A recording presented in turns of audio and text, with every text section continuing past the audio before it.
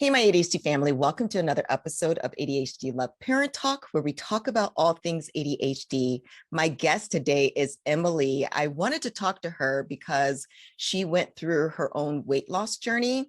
And I just want to talk about some tips and tricks around that, hear her story, but also how she thinks it is tied to ADHD. So I'm very excited about this conversation. So Emily, welcome. Oh, thank you so much for having me. This is such a pleasure. I love talking to other ADHDers so much. It's like going to a country where everybody else speaks your language all of a sudden. And it's like, oh, good. I don't have to mask or make small talk. I can just go on my tangents and you get it. I love it. So Exactly, I thank you do. for having me. Thank you for having me and getting me. Absolutely, absolutely, Emily. It's so wonderful to meet you. So tell the audience a little bit about your background. Yeah, so I'm Emily Prokop. I've been a podcaster for over 6 years. So I've had a few of my own podcasts, and I'm also a mom. And I'm a podcast editor. That's actually what I do for a living. Actually, I went from doing podcasting for fun to doing it for a living. And I have my own podcast being sort of a pattern of other ADHDers being like, I can't work for other people. I can work for myself, though. I Yes. love me as a boss. So that was me. That is awesome. So tell us, what age were you diagnosed with ADHD and what type? So I'm 38 now. I was diagnosed at age 30. I had Okay. been going to a psychiatrist for 3 years for anxiety, and I'm sure many are familiar with.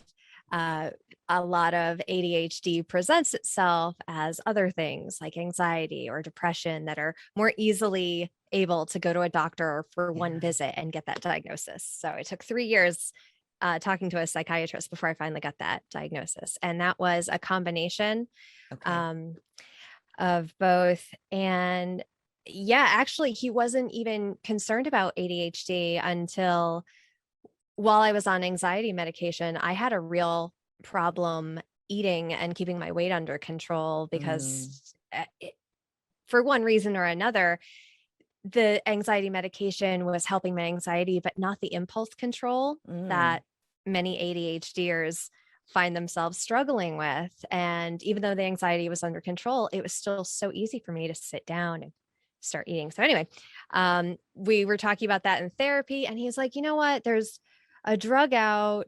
I don't know if you want me to name drugs. It's It's up to you. Go. Vyvanse. Mhm. Yeah, we're not doctors, none of Right. that stuff. Exactly. Yeah. So it was Vyvanse, and that was originally for ADHD. And he was like, you know what? I see a lot of my ADHD patients finding that Vyvanse really helps with impulse control, especially around eating.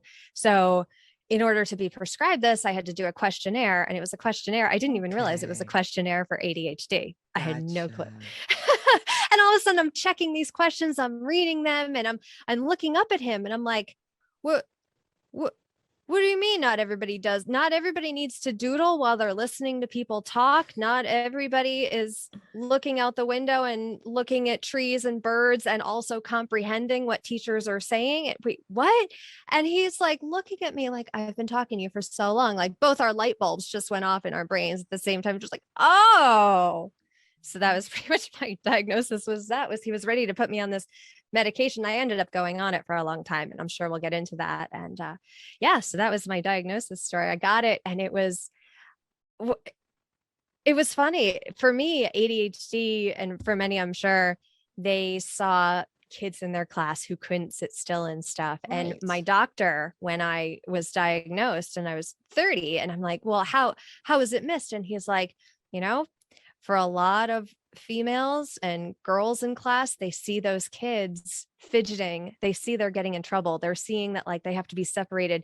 And girls ended up internalizing it more Right. and doing things like doodling in our notebooks to get out that excess anxiety and energy that we were feeling all the time. And he's like, it's so interesting. And even 3 years of thinking that it was just anxiety. Yeah. No, no, no, no, It was so no. much more. No, and even after 8 years of getting the diagnosis, digging into ADHD, as I'm sure ADHDers, finding that hyper focus, a new thing to hyper focus on, Right. Right. the more we dig into it, the more it's like I've discovered more about why I do certain things, and especially relating to eating and diets and all that stuff. So we'll get into that, but that's my diagnosis story pretty much. Wow. So you talked a little bit about it, but how did you feel once you realized it was so much more than anxiety and it truly was ADHD?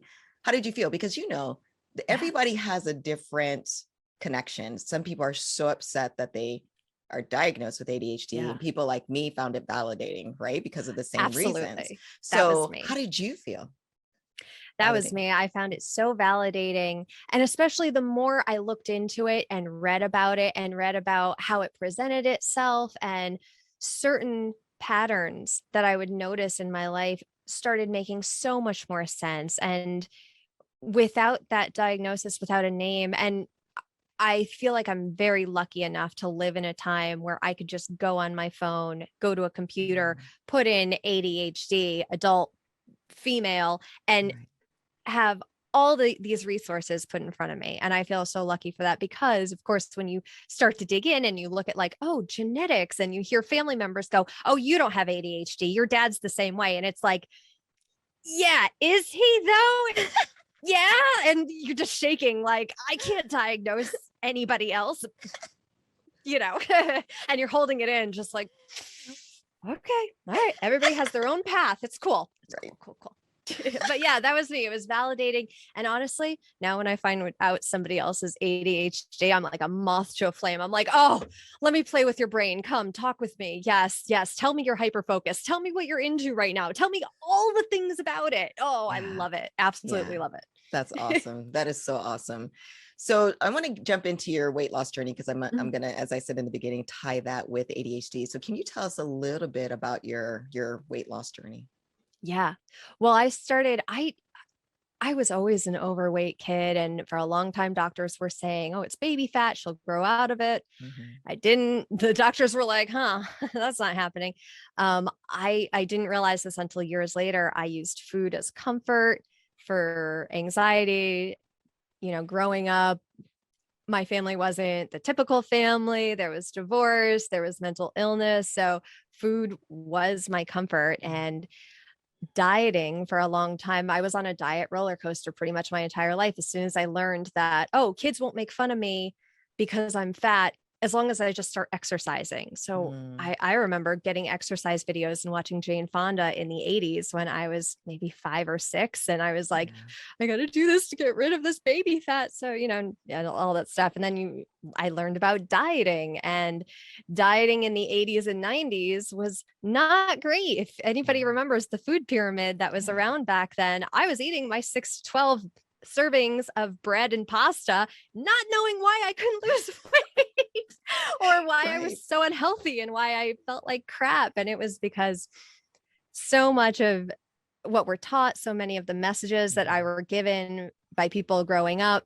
they weren't healthy. And one of the episodes that I was listening to, your podcast, episode 48 with Shauna, she mentioned, and you really brought up this point of healthy eating is a skill. And I did not grow up having that skill. So diet roller coasters, up and down, always fluctuating with my weight.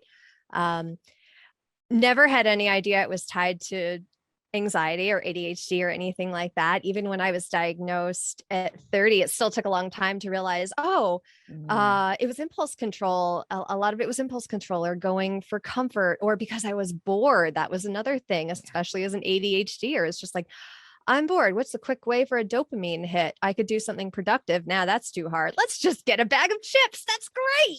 Yeah, super easy. So that was pretty much me pretty much my entire life. And then when I was about 5 years ago, I was starting my podcast company, and I was finally working at home. At that point, I was off ADHD meds because I had been pregnant with my son, and I wanted to get off ADHD meds for that pregnancy. And I also wanted to find a way to use more tools and strategies in my life for my ADHD instead of, and everybody on medication, everybody's on their own path. And I never want to put down medication or anything like that. But for me personally, it was very nice not to have to depend on medication and to actually use tools and create strategies that help me navigate with it. So About 5 years ago, when I was starting my podcast production company, I actually started working with a podcaster who was an eating coach. And for a while, we were bartering coaching each other. She was coaching me with eating, and I was coaching her on helping her with her podcast, which is the Eating Coach podcast. Shout out to Harriet Morris. I love her dearly. And it was funny because for a while I was like, well, this is just, practice for podcasting. I don't know how much I'm going to get out of it because I've been on every diet. It felt like every single diet, every diet that would come out, it was like, okay, this is the one. And I'm talking directly to ADHD people who have been on diets of just like, this is the one. Now I'm going to hyper focus on it and I'm going to go right into it and I'm going to buy all the things. I'm going to do all the things. And then, oh my God, I'm exhausted. I don't want to do this anymore. Screw it. Just eat all the things. Like that was it. That was exactly what I was doing. So she started getting into mindset stuff that I was not prepared for. I was not ready for her to be like, so what messages did your mom teach you about eating and dieting? And I was like smacked in the face with all of a sudden, this is internal stuff. This is stuff I have to work on. This isn't just, she's going to give me, here's your diet plan. Here's what you do Monday, Tuesday, Wednesday, Thursday. How can you not do this? Why is it not hard? I'm giving you the list of things to do. She was more about like, why can't you do the simple things? And she gamified things for me with eating that, and it's funny because we're taught growing up, don't play with your food. But as soon as she gave me little tips and tools of just like, take a bite and enjoy it. And I think, and you're talking about intuitive eating and all that stuff. And she introduced me to all that sort of stuff. And it was really interesting. And she helped me with my binge eating, especially because she did get me to be more mindful. The more I started having to pay attention to how I was eating, not necessarily what I was eating, that was a huge changing point for me. So I was reading a book at that point called Faster Than Normal by Peter Shankman. And at that instance, I didn't know how much my ADHD was tied with my eating so much until that book brought up how Peter Shankman does intermittent fasting. And this book, by the way, it's for ADHDers. It was about turning ADHD into a superpower. If anybody's read it, Peter Shankman himself is ADHD. He writes for ADHDers. So there's like white space and bullet points and things that's not a big block of text that you're like, nope, I'm out of here. No, I love that about him. So I read that book. I learned about intermittent fasting. And for anybody who doesn't know, it's not a hunger strike for days. It's every day I have a certain window of time where I can eat. And one of the greatest things for me, when I learned about intermittent fasting, the thing that really spoke to me was you can eat whatever you want. I was like, no way. Nuh-uh. No. And I even read it in the book and I tweeted about it. And it was like, you can eat whatever you want as long as you eat in these 8 hours. And I was like, okay, we'll see how that goes. I was so angry at the fact that he was suggesting it that I was like, I was ready to try it because I was like, this sounds so stupid and so opposite of everything I did. I did it for a week. I only ate within these 8 hours. And I had what's called a clean fast. You don't have anything but water or green tea or black coffee for the other 16 hours. But in those 8 hours, I was going to Sonic. I was eating cheesecake. I was really going nuts to be like, all right, if someone's prove it wrong. Yeah, I really was trying to prove it wrong to be like, there's no way. And the thing was, I wasn't angry to the point of overstuffing myself. I was like, let's see how I actually do if I'm given free reign, but for only a certain number of hours per day. And what Peter Shankman talked about in the book, especially for ADHDers, is for people who have obsessed about food and dieting their whole life, where they wake up in the morning and the first thing they're thinking is, oh God, I have to cook. I have to make something. I have to eat. Breakfast is the most important meal of the day. Also, all the hundreds of other things that we have to do throughout the day. And for anybody with ADHD, many people know when you wake up in the morning, we don't just see our day laid out in, I'm going to do this and this and this. We have a block that just hits us as soon as our eyes wake up of all the things. Right. And it all has to get done right now. So add like making breakfast to that. And I when I found intermittent fasting and realized that I only had to worry about food during certain hours, it was It was phenomenal. It was so good. I started losing weight that first week, and I told you I was eating Sonic, I was eating burgers, I was eating crap, I was eating the stuff I wanted to eat. And I wasn't trying to overeat to make myself sick, because I know myself. I know that I'm very all or nothing. It's a mentality I'm pretty sure ADHDers can relate to, where I didn't want to go overboard. But I was reasonable about it, and I still lost weight, and I felt good. That was the other thing. I didn't want a diet where I lost weight because I was counting calories, because I've done those. And you know what? For somebody whose brain is already preoccupied enough trying to get through the day, having other things to keep track of, like calories, and the fact that my brain was using so much of its brain power being like, well, if I walk on the treadmill for an hour, I have 360 calories that I could probably burn. And that's probably a Right. bottle of wine. And making these like just connections with your brain, like my brain needed to be doing a lot more than that as a mom of two, starting her own business. And I was unhealthy too. I wanted to play with my kids. So when I found this and I found that it was giving me energy, I loved it. I found a book called Delay, Don't Deny by Jen Stevens. Like that. Mm-hmm. Yeah, that was the thing. That was what I needed in my brain to remember I can have this food. And trust me, I'm one of those people. If you tell me I can't have it, it's like, oh, well, then that's all I want. And name any diet where it's like, oh, you can have everything you want. No, there was always restrictions, and I would always rebel at some point. And when I rebelled on a diet, it wasn't just, oh, a few chips. It was, well, I ruined my diet for today. Let's go nuts. But this one was just like, no, just, you can have whatever you want. Just wait. And I was okay with that. And it was wonderful. And I would look at something and be like, oh, well, can I have it? And all I had to do was look at my watch and be like, no, I can't have it now. Delay, don't deny. And it was just, that was it. That was the click that I needed. I had a friend who was also into intermittent fasting at the same time. We were both podcasters. So of course we decided to start a podcast about it. And actually that was a big thing, was having somebody on a weekly basis that I was checking in with. Again, I didn't have my eating coach anymore, but I had somebody on a weekly basis that I was checking in with on these goals that I had for myself. And long story short, after about 2.5 years of intermittent fasting, I lost 109 pounds. And that's, thank you. And wow. And even during the pandemic, my friend and we started this podcast. It's called Hate to Wait. If anybody wants to go back and listen to episodes, we stopped it back in November because during the pandemic, we both went into maintenance mode, and we didn't want to keep trying to lose the weight. We wanted to just maintain it. So I'm still doing intermittent fasting. I'm now in a 6-hour window every day. I still kind of eat whatever I want. When I want to lose weight, quote unquote, want to lose weight, and I don't really see myself wanting to lose weight anymore. I'm very happy where I am, which was a huge thing too, was being happy. Yeah. If I couldn't be happy at 280 pounds, how was I going to be happy at losing 109 pounds? So that was another thing, was getting to the mentality of not hating myself because I couldn't diet for so long, because I couldn't lose that weight.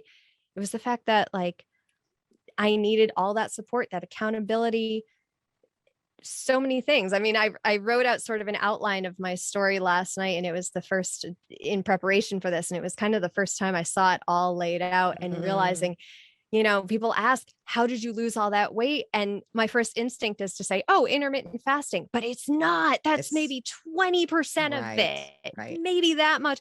The rest was getting my mindset correct, realizing that a lot of my ADHD came out through eating, through dieting, even through trying to control the eating. And I'm not a person, I've come really far with ADHD where I don't like to blame it for things. I try when I'm frustrated or when something's not going my way, and I realize it's because maybe I'm not processing something correctly, or it's because of my ADHD. I don't want to blame it, but it's just a different operating system, and it contributes to how I think and how I perceive the world. So I know that for many neurotypicals, they can just be told by a health teacher in 4th grade, eat an apple instead of a piece of candy. And they're like, oh, cool. I'm done. Walking along my neurotypical life, never having to work. Food equals fuel. I don't need food to feel good. Meanwhile, me, no emotional regularity until any sort of idea that I had ADHD. No, food was comfort. Food was life. And what do you mean I can't have that piece of candy? And why can't I have that piece of candy? Or I'm going to go sneak and have that piece of candy where they're not looking. Oh, the sneakiness of it. Oh my goodness. The fact that I would try to sneak things or I would do things like wait until midnight to have something so that my calorie count would reset. No, past Emily. That's not how it works. And it's funny because the more you read about all the different kinds of diets, because as I said, I've tried a bunch of them, you end up learning nutrition in kind of a roundabout way. And from doing all of that too, for so many years, it's kind of like I got used to experimenting on myself and realizing, okay, this works in this book. Maybe for some people, doesn't necessarily work for me. Right. Let me take what works. Let me take what doesn't.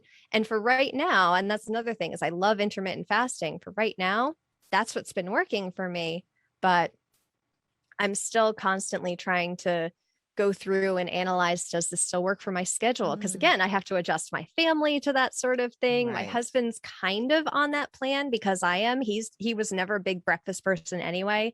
So starting our meal, our eating at 12 o'clock usually, and he goes later in the day. I stop at 6 o'clock to eating and he'll go later in the day until 10. But it keeps him on track too. It gives him sort of a little bit of a diet as well, which is nice. And I shouldn't even say diet. I hate that word at this point. And it's not really, it's also not a lifestyle. I'm not like, oh, it's not a diet. It's a lifestyle. No, it's what works for me. Everybody has to find what works for them, for their lifestyle. Well, no, I like that. I mean, and it's like neurodivergent to neurotypical. It's just how our brain process. We just process things differently. And you are just doing a different process in terms of how you're eating. And that's okay. Right. So just doing the process differently, it doesn't necessarily, like you said, have to be called a lifestyle or, and it really isn't a diet. You're just eating in different time zones because diet means so many different things, other things. And depending on the messages you had growing up, diet could be a word that induces that you feel that feeling in the pit of your stomach of just like, oh God, a diet, God, torture. And it was the same for me with exercise too. One thing I didn't even mention was I got into yoga a few years ago and I started a daily practice of yoga, and it's not the 40 minutes. Like, no, I have a mat that I could put down anywhere while my son is playing or something. And I'm stretching and moving and getting in touch with my body and appreciating my body too. And that was another thing. If I couldn't appreciate my body at 280 pounds after it gave birth to 2 kids and was running around with all these jobs and starting a business, I had to learn to love myself before I could even think about trying to get myself into a regimen or a routine, so that I wasn't beating myself up when it didn't go according to plan. And because you can't beat yourself up into being thin. You just can't. You can, but it's not sustainable. And you're really going to hate. And I've done that before and I've hated it. I've been miserable. No, I get it. I get it. So you mentioned throughout your talk about how some of your ADHD or how you realize your ADHD is tied to your struggles with weight loss. So can you just put it together for the audience so they can see that full picture? How do you think ADHD and weight loss is combined, or the situation around your weight loss is connected? Yeah. So a lot of the things that I'm sure people picked up from the story was there was impulse control, which is a big ADHD tendency. And with medication, actually, when I was medicated, that was one of the first things I noticed was I didn't necessarily need to sit there with the chips in front of the TV as much. I was able to kind of take a few and stop. And that was cool. And I lost weight for a little while on ADHD meds. But then after a while, other stressors came in and things like I was bored. So of course, so I was eating, or I was looking for comfort. And around the time I started learning podcasting and really getting into it, eating actually kept me awake and focused. Like I had an eating and drinking podcast and it was really just an excuse to eat and drink again. Really. Oh, that is too funny.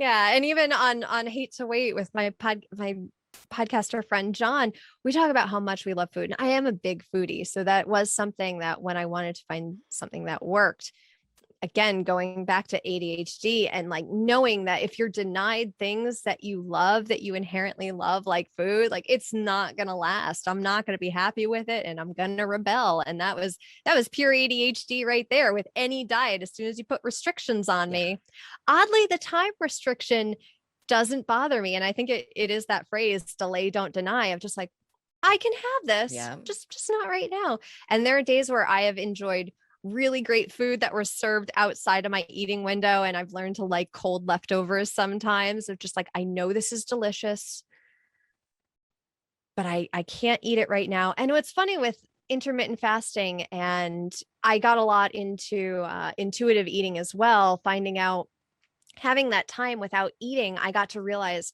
how foods affect me and my moods. And especially going back to ADHD, caffeine.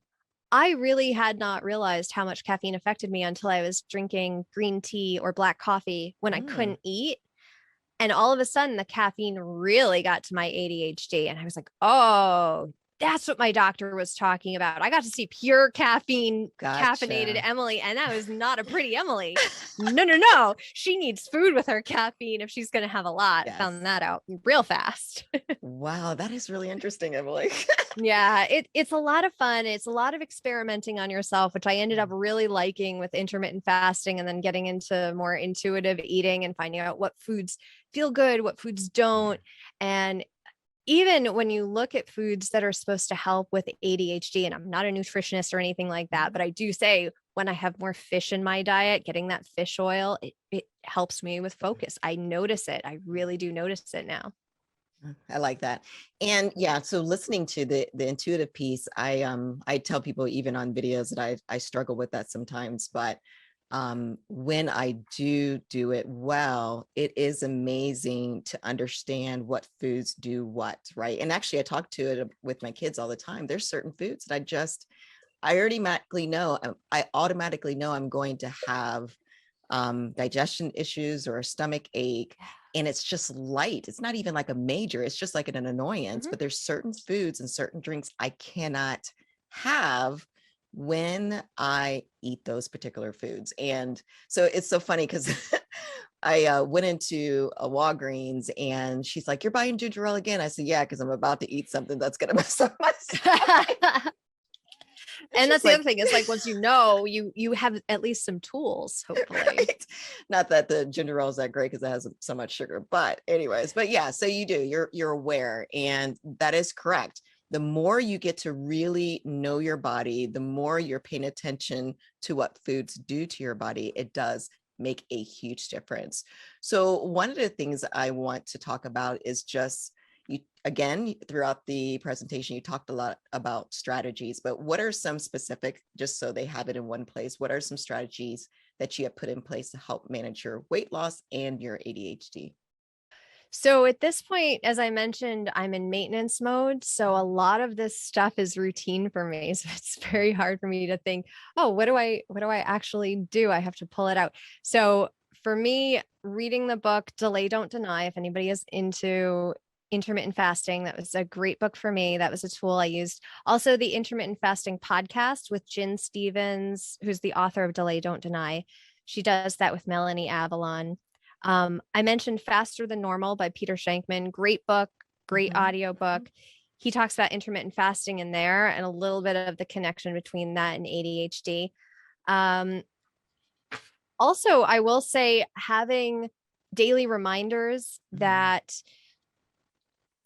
I have ADHD. It's funny. You have ADHD. It's something you wake up with every day, but I need the reminders that I have it. And also that it makes it hard for me to always make good decisions on the fly when it comes to my nutrition and my health. So having things like following people on Instagram, like I'll give a few examples. There's ADHD.nutritionist. There's the, I love that account so much. That really put a lot of perspective on it.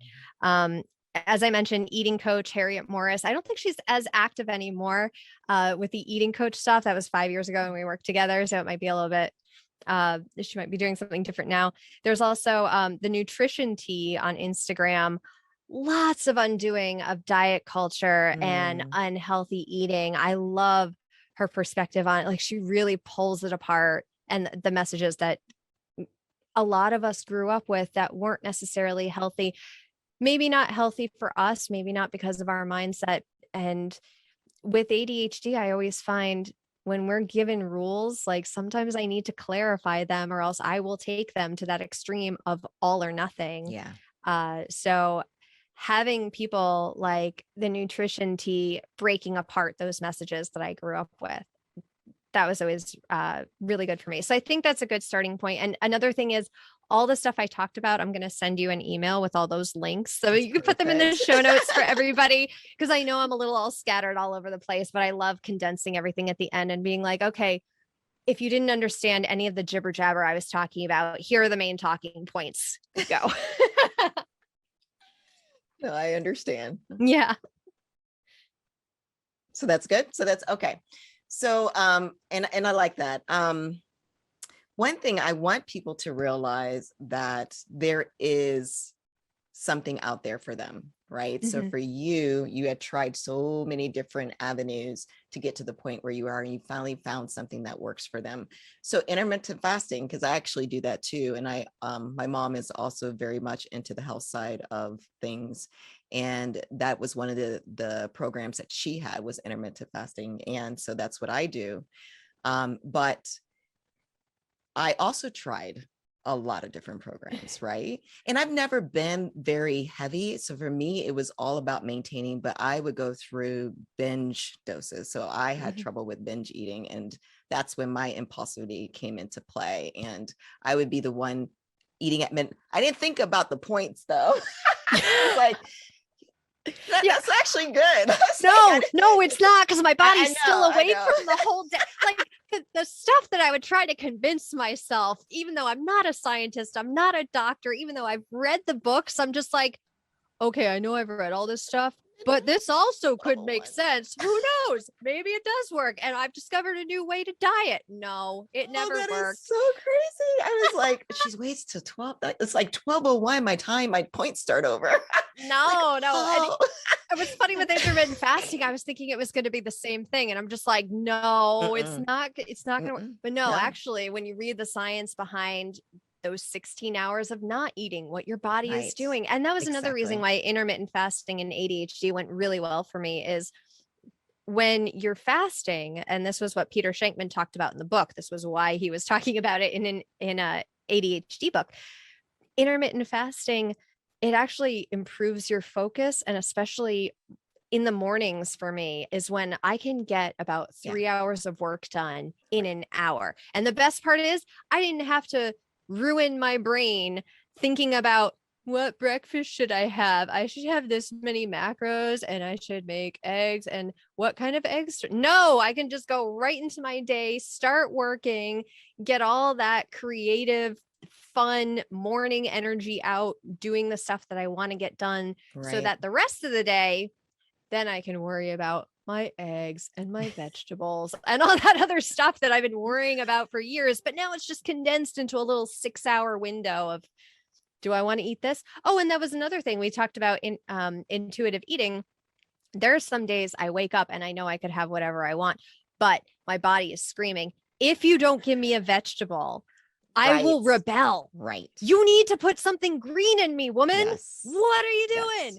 Go eat a salad for breakfast, 12 o'clock breakfast when my window opens up, but go eat a salad. And another thing, following ADHD and nutrition things on Instagram, is you get these little tips a lot of the times. Like one tip I got today was, for me, things like making a salad. I hate the idea of making a salad, and I don't want to eat a salad that I've already looked at all the ingredients and put together, and now it's sitting in front of me and I'm like, I've already stared at you for 15 minutes. I'm bored of you. I don't want to eat you. So I saw an ADHD tip, and it was just like, this is a lazy tip, but if you don't want to make a salad, just go in front of your fridge, grab some lettuce and start eating it. Now grab some cucumbers and start eating those. go dip your hand into the bag of shredded cheese. Go ahead, put it in your mouth. And it was like, bowls are for neurotypicals. And I was like, I love that. That's how I want to make a salad. That's exactly how much time I want to spend with my food. That's it. I don't want anything else. And, you know, it's funny. I also want to say, one of the things is getting to know myself. I'm not a cook. I don't like cooking. Yes. And I don't know if it's the ADHD, but I am so bored. I get so bored doing it. And it was like, listen to a podcast. And I could, but I'm still cooking. Like the cooking is boring to me. Yeah. So little things like that, little hacks, like go ahead, spend a few extra bucks so that you're not sitting there chopping vegetables when you could be doing something more fun, like playing with your kids. And then you only have to spend like 10 minutes on dinner instead of 40 minutes, most of which is spent chopping vegetables. Anybody who's gotten those meal delivery kits knows exactly what I'm talking about, because they're like 30 minutes until dinner. 20 of it will be spent chopping an onion. But yeah. No, and that's so funny you say that, because that's exactly how I eat. I eat, and that's and it's funny that, you know, like my my friends and family will say, you guys eat healthy. Part of it is because I'm lazy. Part of it is I just put carrots and cucumbers, and sometimes I don't even cut up the cucumbers. I'll cut it up in like little slices, and they'll just I'm serious. But they get their healthy foods, right? So it's so funny. It's so funny. And that's exactly what I do. And I'm okay with that. And I mean, even as a mom, as an early mom, even going back to breastfeeding and stuff, there's still that idea, fed is best. Right. So no matter how you're getting your nutrients, it doesn't matter if you're making this gourmet salad that's Instagram worthy. And I like doing that too. But honestly, if I make something that's Instagram worthy, I've been staring at it and I'm already bored and I want to go order a pizza instead because it's new and shiny. Yay! I love that. And then back to your intermittent fasting comment in terms of you can't cheat on that, like not really. And the reason why is because, so, you know, when you talked about your points, you can change or you can reset at midnight. Yeah. But no matter what, it's hard to. So if you eat at midnight, that means from midnight, you have your 6-hour window now has just changed. Right. Exactly. Yeah. It's hard to, so. And that's the other thing is I can reset it. If I have something, if I have a dinner that's later in the evening, I can say, okay, instead of opening my window at 12 o'clock, I can open it at 3 and have a 6-hour window from 3 to 9 p.m. And something different, which also, again, ADHDers love when we can change things up and like it still works. It still works. That's what I love. I love that there's enough variety to it. And even during the times when you're supposed to be clean fasting, when it's not your eating window. And for me, I'm very strict about it. This is one of the things where like I know that if I start trying to put things into that non-eating window that like, oh, maybe some people can have lemon in their water. No, I can't. I need to be a purist because as soon as you give me an inch, I know, like, I know I know that I can reset myself, and I've fallen off the wagon enough times to know that I'll get back on, which is another thing that you learn over the years of doing it, of just like, okay, this works as long as I can pick myself up. Like that's another big tool is being able to pick yourself up and start again the next day. And I loved that it's like a reset for that reason. I love that. So for people who just want to get started and don't know how to take that first step, what would your advice be to them? I would say sit down with a journal if that's what you want to do. Some people talk out loud, talk to a pet, find a friend, and talk about why you want to get healthy. Not even why you want to lose weight, just why you want to get healthy. Because one of the things that started me on this journey with my eating coach specifically was I didn't want to lose weight because doctors were telling me to lose weight, because that clearly wasn't working. I didn't want to lose weight because society was telling me that I was morbidly obese. I didn't want to lose weight because clothes weren't fitting and I couldn't find the clothes that I wanted. Like I could deal with all of that. That was fine for me. It was the fact that I would walk up my stairs from my office to the kitchen, my favorite room, obviously, and I would get winded, or I wouldn't want to go down on the floor with my, at that point, 9-month-old who was crawling around and doing everything on the floor. I didn't want to do that because getting up would wind me. And it was just a process at that point. I wanted to get healthy. I wanted to live long enough to see my kids grow up and get older. I started watching my parents. As I said, I'm 38. I'm at the point where I'm starting to watch my parents. Their health is going down, and I'm seeing how they didn't take care of themselves back before we knew as much as we know now about nutrition, which is still probably like a tiny percentage of all there is to really know. But I was watching my parents go down that path and realizing I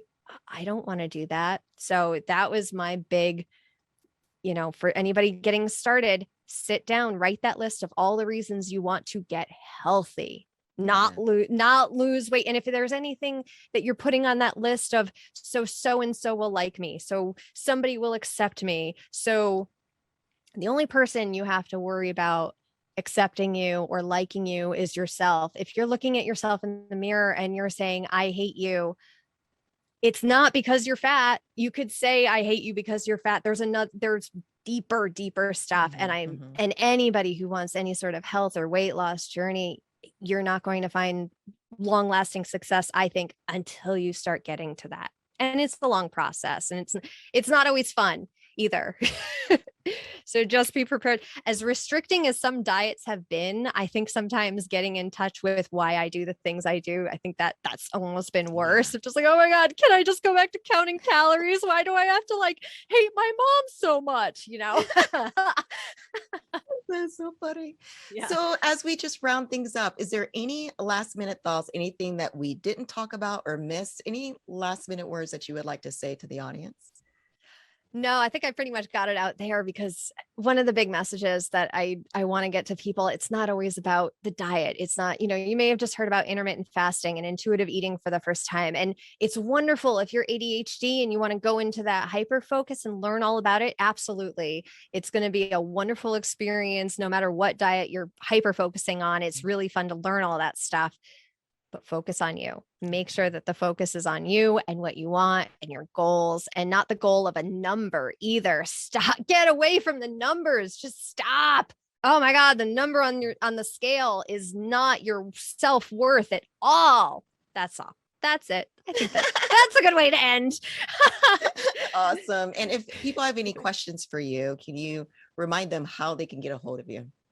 Yeah. So the podcast that I talk a lot about weight loss and everything is Hate to Weight. You can find that at hatetoweight.com. You can also find me on Instagram. I'm over there. I'm not talking as much about weight loss anymore. As I said, I'm in maintenance mode, but you can hang out with me there. I'm roller skating. That's actually one of the ways that I've been sort of toning to get muscle again, because after losing 109 pounds, you still have to tone. It's really interesting. I'm just like, oh, I can't just be skinny. No, I have to tone. No, I got to tone too now. Jesus. So I'm roller skating to do that, because I had to find a fun way to do that too.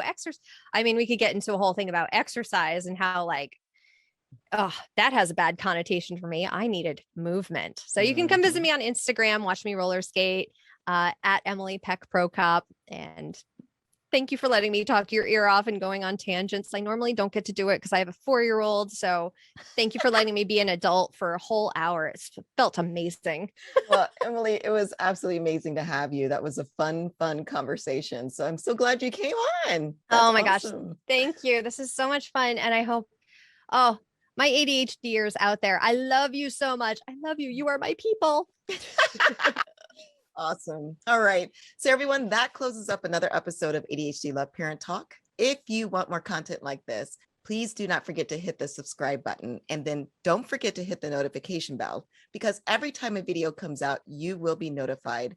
And if you like this content, please definitely hit the like button. All right. Have a wonderful day, everybody. Bye. Bye, Emily. Bye.